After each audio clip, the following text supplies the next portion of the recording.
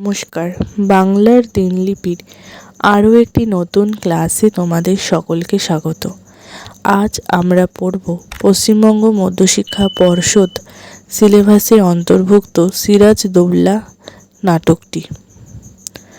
প্রথমে নাট্যকার পরিচিতি সম্পর্কে জেনে নেওয়া যাক। দেখো, নাট্যকার শচীন্দ্রনাথ সেনগুপ্ত একজন বিখ্যাত নাট্যকার ছিলেন। তিনি যখন ছাত্র ছিলেন ঠিক সেই সময় বঙ্গভঙ্গ আন্দোলনে তিনি যোগ দিয়েছিলেন। হিতবাদী পত্রিকায় সহযোগী ছিলেন। তার প্রতিটি নাটকের প্রধান অন্যতম বৈশিষ্ট্য হল স্বাদেশিকতা এবং জাতীয়তাবোধ।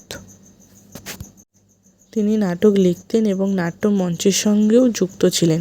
তার রচিত কিছু বিখ্যাত নাটক হল সিরাজদৌল্লা, গৈরিক পতাকা, ধাত্রীপান্না, এই স্বাধীনতা, সবার উপরে মানুষ সত্য, রাষ্ট্র বিপ্লব ইত্যাদি।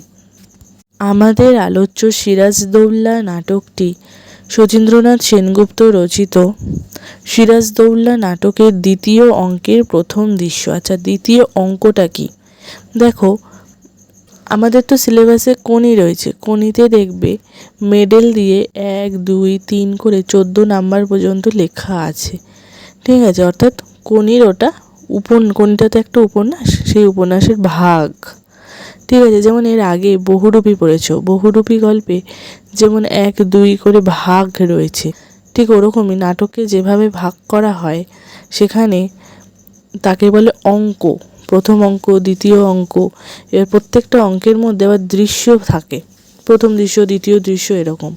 ওরকমই সিরাজদৌল্লা আমাদের যে পাঠ্য অংশটুকু আছে সেই অংশটুকু হচ্ছে সিরাজদৌল্লা যে সমগ্র নাটকটা রয়েছে সেই সমগ্র নাটকের দ্বিতীয় অঙ্কের প্রথম দৃশ্যটুকু। আচ্ছা, তোমরা কি কেউ জানো সিরাজদৌল্লাকে? হ্যাঁ, সিরাজদৌল্লা হলেন এই বাংলার সর্বশেষ এবং স্বাধীন নবাব, যিনি অনেক কষ্ট করে ইংরেজদের থেকে এই ভারতকে রক্ষা করতে চেয়েছিলেন, কিন্তু সক্ষম হতে পারেননি বেশ কিছু কারণে।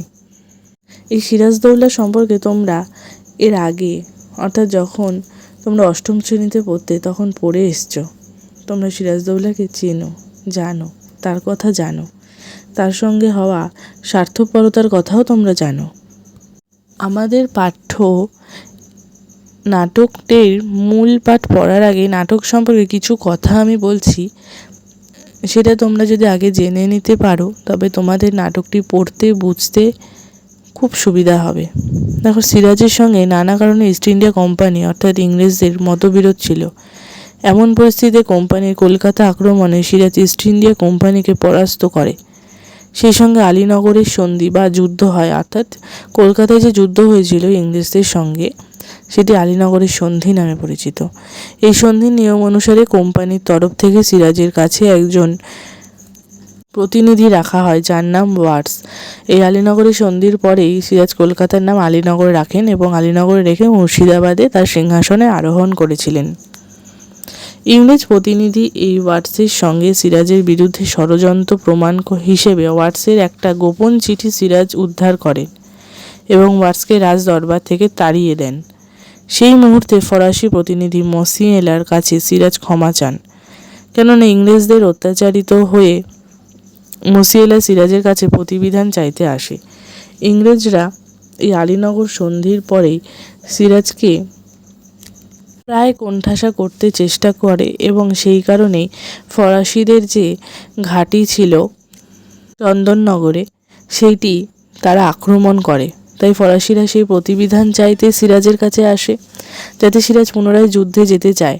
সেই কারণে ইংরেজরা এটা করেছিল। দেখো, আলীনগরের সন্ধির পরে বা একটা যুদ্ধের পরে তাই ইংরেজদের ষড়যন্ত্রে শিকার হয় ফরাসিরা।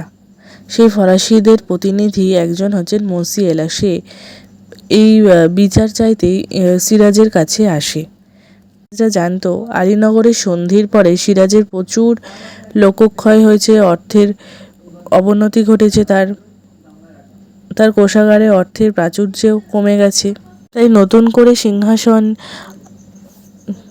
সিংহাসনে নিজেকে টিকিয়ে রাখার জন্য ইংরেজদের সঙ্গে যুদ্ধ করা তার পক্ষে সম্ভব নয়। সিরাজের এই অসহায়তার সুযোগ নিয়েছে ইংরেজরা। তাই সিরাজ যখন মসিয়েলা আসে তার কাছে সিরাজ ক্ষমা চায়। যাই হোক, কিন্তু সিরাজ নিজেরই অক্ষমতা প্রকাশ করে। এরপর সিরাজের সমস্ত সভাসদরা, দেখো তোমাদের নাটক যেখান থেকে শুরু হচ্ছে সেখানেই লেখা আছে, দরবার কক্ষ, সিরাজ সিংহাসনে উপবিষ্ট, কর্মচারীরা যথাস্থানে উপবিষ্ট, সভাসদদের মাঝে মির্জাফর, মোহনলাল, মীরমদন রায় দুর্লভ একদিকে, অন্যদিকে রাজবল্লভ, জগৎ শেঠ, ওয়াটস, মসিয়েলা দণ্ডায়মান। যাই হোক, এরপর সিরাজের সমস্ত সভাসদরা ইংরেজদের সাথে ষড়যন্ত্র করে নবাবকে অপমান করে। মির্জাফরকে প্রমাণসহ অভিযোগ পেশ করেন সিরাজ। বাংলার দুর্যোগের কথা মনে করে সিরাজ তার সমস্ত সভাসদের কাছে সাহায্য প্রার্থনা করেছিল এই বাংলাকে বাঁচানোর জন্য ইংরেজদের কবল থেকে। ইংরেজরা প্রথমেই আক্রমণ করেছিল ভারতবর্ষে এসে বাংলাকে, কারণ তখন বাংলা বা বঙ্গ ছিল একটা শক্তিশালী রাজ্য। যাই হোক, তখন কিন্তু বাংলা অনেকটা বড় ছিল। যাই হোক, ঘসেটি বেগম নামে একটা চরিত্র পাবে এই নাটকে। ঘসেটি বেগম হচ্ছে সিরাজের সম্পর্কে মাসি, মাতৃতুল্য মাসি। যাই হোক, ঘসেটি বেগম নবাবের ষড়যন্ত্রকারী মাসি একটা। সে নবাবের বিরুদ্ধে ইংরেজদের ষড়যন্ত্রের কথা শুনে আনন্দ প্রকাশ করেছে এবং ইংরেজদের হাতে সিরাজের পতন কামনা করেছে। এরপর বেগম লুৎফা অর্থাৎ সিরাজের যে স্ত্রী তার কথা আছে, সে লুৎফার কাছে পলাশির যুদ্ধের ইঙ্গিত জানিয়েছে। অর্থাৎ সিরাজ তার স্ত্রীর কাছে পলাশির যুদ্ধের ইঙ্গিত জানিয়েছে, যুদ্ধের ভয়ানক পরিস্থিতির কথা বলেছেন। এখানেই আমাদের নাটকের সমাপ্তি। তাহলে নাটকের এই বিষয়বস্তুটা কি সেটা সম্পর্কে এটা শুনে কিছুটা তো তোমাদের ধারণা হচ্ছে। দেখো, আলীনগরের সন্ধিতে কাশিমবাজারে ইংরেজদের ঘাঁটি লুণ্ঠনের পর সিরাজের প্রচুর অর্থক্ষয় হয়েছে, লোকক্ষয় হয়েছে। এই অবনতির দিকগুলোকে সামলাতে তো অনেকটা সময় লাগবে, সেই সময়টাই ইংরেজরা সিরাজকে দেননি। ইংরেজরা সিরাজের এই যে অবনতি ঘটেছিল তারপরেই ইংরেজরা শক্ত হয়ে, বিশেষ করে লর্ড ক্লাইভ শক্তভাবে হাল ধরেছিল নিজেরা এই শাসন ক্ষমতা লাভ করবে বলে। আর সেই লাভটা করতে চেয়েছে কাকে সামনে রেখে? মির্জাফরকে সামনে রেখে, সিংহাসনের লোভ দেখিয়ে, অর্থাৎ নবাবের সিংহাসনের লোভ দেখিয়ে। এই সমগ্র নাটকে সিরাজ কিভাবে এই বাংলাকে, এই বঙ্গদেশকে ইংরেজদের ওই ভয়াল গ্রাস থেকে রক্ষা করতে চান সেই কথা ফুটে উঠেছে। সিরাজের বঙ্গভূমির প্রতি যে ভালোবাসা সেটা ফুটে উঠেছে। সিরাজের আক্ষেপ ফুটে উঠেছে, তিনি বঙ্গভূমিকে রক্ষা করতে পারছেন না, তিনি বুঝতে পারছেন তার পতন অনিবার্য। সেই তার এই উপলব্ধিটা এখানে এই আমাদের নাটকের পাঠ্য অংশে প্রচুর পরিমাণে সাড়া জাগিয়েছে। দেখো, তাহলে আমি নাটকের শুরুতেই তো বলে দিলাম, দরবার কক্ষ মানে কি? সিরাজ যেখানে সিংহাসনে বসে আছেন তাই সিরাজের দরবারের কথা বলছে। তো সেই নবাব, তার নবাবের দরবার কক্ষের কথা বলছেন। সেই দরবার কক্ষে সিরাজ সিংহাসনে রয়েছেন, তিনি রাজ সিংহাসনে বসে আছেন। কর্মচারীরা যথাস্থানে উপবিষ্ট, অর্থাৎ তার আর যা সব কর্মচারী রয়েছেন তারা তার দুদিকে বসে আছে। তোমরা তো টিভিতে বা কার্টুনে দেখেছো রাজ দরবার কেমন হয়, সেটা একটু কল্পনা করো, বুঝতে পারবে। সভাসদদের মাঝে রয়েছে কি? মির্জাফর, মোহনলাল, মীরমদন রায় দুর্লভ একদিকে এরা, অন্যদিকে রয়েছে রাজবল্লভ, জগৎ শেঠ, ওয়াটস, মসিয়েলা দণ্ডায়মান। ওয়াটস আর মসিয়েলা রয়েছে। গোলাম হোসেন যথারীতি নবাবের পায়ের কাছে বসিয়া আছেন। গোলাম হোসেন একজন রয়েছেন যে নবাবের পায়ের কাছে রয়েছেন। গোলাম হোসেন হচ্ছেন মন্ত্রী সিরাজদৌল্লার। যাই হোক, দেখো সিরাজ বলছে ওয়াটস হচ্ছে ইয়োর এক্সেলেন্স, অর্থাৎ মহামান্য, মাননীয় মহামান্য। সিরাজ বলছেন, কলকাতা জয়ে যখন আমরা যাত্রা করি তখন তুমি আমার সঙ্গেই ছিলে, সুতরাং কলকাতা জয়ের ইতিহাস তুমি জানো যে কলকাতা জয় করে সেই নগরের নাম আমরা আলীনগর রাখি। দেখো, আমি প্রথমেই বলেছিলাম এই কথাগুলো। ওয়াটস বলছে জানি, ইয়োর এক্সেলেন্সি বলছে জানি মহামান্য। সিরাজ বলছে, আলীনগরে তোমাদের কোম্পানির সঙ্গে যে সন্ধি হয় তার সব শর্তও তোমাদের জানা আছে।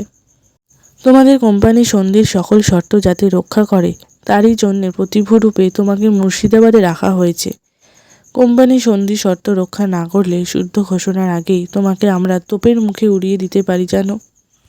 অর্থাৎ ইংরেজদের সঙ্গে ইস্ট ইন্ডিয়া কোম্পানির সঙ্গে সিরাজের যে শর্ত হয়েছিল সেই শর্তে ওয়াটস সিরাজের দরবারে থেকেছে, কিন্তু সেখানে ওয়াটস সিরাজের দরবারে থেকেও সিরাজের বিরুদ্ধে যাচ্ছে, বিরোধিতা করছে। তাই জন্য সিরাজ বলছেন তোপের মুখে উড়িয়ে দিতে পারি। বলছে জানে ইওর এক্সিলেন্সি, ওয়াটস বলছে। সিরাজ বলছে তুমি প্রস্তুত হও। ওয়াটস আমি জানিলাম না আমাদের অপরাধ। সিরাজ বলছে তোমাদের অপরাধ সভ্যতার শিষ্টাচারের সীমা অতিক্রম করেছে। তোমরা অপরাধের আর কোনো বাকি রাখোনি কিছু, অর্থাৎ স্পর্ধা তোমাদের আকাশস্পর্শী হয়ে উঠেছে। শুধু শান্তিভঙ্গের আশঙ্কায় আমি এতদিন তোমাদের সঙ্গে ভদ্র ব্যবহার করে এসেছি, কিন্তু ভদ্রতার অযোগ্য তোমরা ভদ্রতাই জানো না, ভদ্রতা রক্ষা করতেই তোমরা জানো না।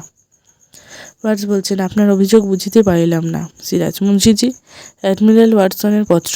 মুন্সিজি একখানি পত্র বাহির করলেন। সিরাজের হাতে একটা পত্র এসেছিল, ওয়াটসের গোপন চিঠি। সেটা দেখো। সিরাজ এই পত্র সম্বন্ধে তুমি কিছু জানো? মুন্সি পত্র ওয়াটসকে দিলেন। ওয়াটস পড়িতে লাগিলেন। শেষের দিকের কি লেখা আছে? ওয়াটস দেখো, ওয়াটস চিঠিটা পড়ছে। কি পড়ছে? I now acquaint to you that the remainder of the troops which should have been here long since, and which I heard the colonel told you he expected, will be at Calcutta in a few days. That in a few days more I shall dispatch a vessel for more ships and more troops, and that I will kindly such a flame in your country as all the water in the Ganges shall not be able to extinguish. Siraj বলছেন মুন্সিজি এই পত্রের মর্ম সভাসদদের বুঝিয়ে দিন। মুন্সি পত্র লইয়া বাংলা তর্জমা শোনাইলেন। দেখো, এই পত্র যে ইংলিশে লেখা রয়েছে এটির বাংলা তর্জমাটা কতটা ভয়ানক। কর্নেল ক্লাইভ যে সৈন্যের কথা উল্লেখ করিয়াছিলেন তাহা শীঘ্রই কলকাতা পৌঁছিবে, অর্থাৎ কিছু সৈন্য ব্রিটেন থেকে আসছে। আমি সত্বর আর একখানা জাহাজ মাদ্রাসে পাঠাইয়া সংবাদ দিব যে আরও সৈন্য এবং আরও জাহাজ বাংলায় আবশ্যক। অর্থাৎ বাংলায় আরও সৈন্য লাগবে, যুদ্ধের জন্য আরও জাহাজ লাগবে। বাংলায় আমি এমন আগুন জ্বালাইব যাহা গঙ্গার সমস্ত জল দিয়াও নিভানো যাইবে না। ওয়াটস বলেছে এই চিঠিতে। তাহলে বাংলায় আগুনটা জ্বালাবে ওয়াটস। কীভাবে জ্বালাবে? সিরাজকে তোপের মুখে ফেলে। যাই হোক, সিরাজ বলছেন ওয়াটস এ ভীতি প্রদর্শনের অর্থ কী? ওয়াটস বলছেন অ্যাডমিরাল এ কথা লিখিয়াছেন কেন আমি বুঝি না। ওয়াটস যেন জানেই না এমন করছে। বুঝিয়ে আমি দিচ্ছি। মুন্সিজি ওয়াটসের পত্র। মুন্সি পত্রখানা বাহির করিলেন। আপনি পড়ুন, ওর হাতে দেবেন না। আচ্ছা, ওকে একবার দেখিয়ে নিন। ওয়াটস পত্র দেখিল। বলতে পারো যে তোমার হাতের লেখা নয়? আরেকটা পত্র দেখাচ্ছে সিরাজ। ওয়াটস বলছে হ্যাঁ আমি লিখিয়াছি। সিরাজ বলছে পড়ুন মুন্সিজি। মুন্সি পড়ছে। It is impossible to rally upon the Nawab and it will be wish to attack Chandannagar. নবাবের উপর নির্ভর করা অসম্ভব, চন্দননগর আক্রমণ করাই বুদ্ধিমানের কাজ। অর্থাৎ ইংরেজরা যে চক্রান্ত করে সিরাজের বিরুদ্ধে চক্রান্ত করে চন্দননগর আক্রমণ করেছে এটা এখানে প্রমাণ হচ্ছে। সিরাজ বলছে তোমাদের অভদ্রতার ঔদ্ধত্যের আরও পরিচয় চাও? জেনে রাখো, তাও আমি দিতে পারি। আমার সভাসদরা, আমার স্বদেশীয়রা তার স্বরে ঘোষণা করে আমি নির্বোধ, অত্যাচারী, বিলাস সর্বস্ব। কিন্তু আমি যে সকলের শয়তানির সন্ধান রাখি তার সামান্য পরিচয় আজ দিয়ে রাখলাম। বলছে আমাকে সবাই অনেক হেয় করে। সিরাজ বলছে আমাকে সবাই অনেক কথা শোনায়, কিন্তু আমি তোমাদের সবার চক্রান্তের, সকলের দুষ্টুমির, সবার শয়তানির খবর আমি রাখি। তুমি ওয়াটস, তুমি আমারই দরবারে স্থান পেয়ে আমার সভাসদদের আমারই বিরুদ্ধে উত্তেজিত করো। এই যে ওয়াটস বা ইংরেজরা এই ওয়াটসের মাধ্যমে সিরাজের বেশ কিছু সভাসদদের অর্থের লোভ দেখিয়ে, প্রতিপত্তির লোভ দেখিয়ে কিন্তু কিনে নিয়েছিল। সিরাজ এটা জানতে পেরেছে, এটা বুঝতে পেরেছে, তাই বলছে কথাটা। কলকাতায় ইংরেজদের উপদেশ দাও আমারই আদেশ লঙ্ঘন করে কাজ করতে। জানো এর শাস্তি কী? দেখো, সিরাজ তো নবাব, সিরাজ যা বলবে তাই করবে। কিন্তু এই ওয়াটস সিরাজের কাছে কাজ করে, সিরাজের কর্মচারী হয়ে সিরাজের বিরুদ্ধেই ইংরেজদেরকে দাপিয়ে বেড়াচ্ছে, সিরাজের বিরুদ্ধে ইংরেজদেরকে তৈরি করছে। তাই জন্য সিরাজ বলছে, জানো এর শাস্তি কি? ওয়াটস বলছে, punish me your excellency if you will, I can only say that I have done my duty. Watts বলছে, punish me your excellency if you will, I can only say that I have done my duty. Siraj বলছে, এই মুহূর্তে তুমি আমার দরবার ত্যাগ করো। সিরাজ ওয়াটসকে তাড়িয়ে দিচ্ছে। ভবিষ্যতে আর কখনো এই দরবারে তুমি স্থান পাবে না। তোমার কোম্পানি যদি সদ্য ব্যবহার দিয়ে আমাকে আবার খুশি করতে পারে, তাহলে কোম্পানির প্রতিনিধি হিসেবে কোনো সচরিত্র ইংরেজকে আমি দরবারে স্থান দেবো। বলছে, তোমাকে আমি আর আমার দরবারে স্থান দেবো না। কোম্পানি যদি আমার কাছে ক্ষমা চায়, ক্ষমা চেয়ে কোনো ভালো কাউকে পাঠায়, অন্য কাউকে যার সৎ চরিত্র, তাকে পাঠায়, তবেই আমি স্থান দেবো আমার দরবারে।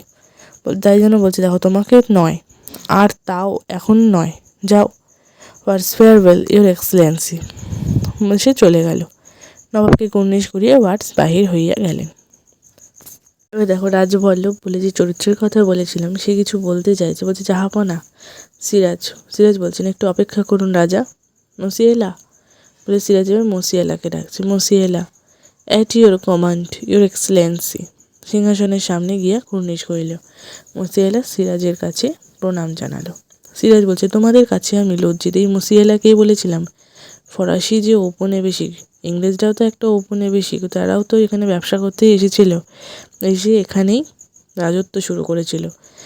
কিন্তু ফরাসিরাও একটা ঔপনিবেশিক, তারাও এখানে ব্যবসা করতে এসেছিল। তাদের ঘাঁটি ছিল, অর্থাৎ তারা ছিল চন্দননগরে।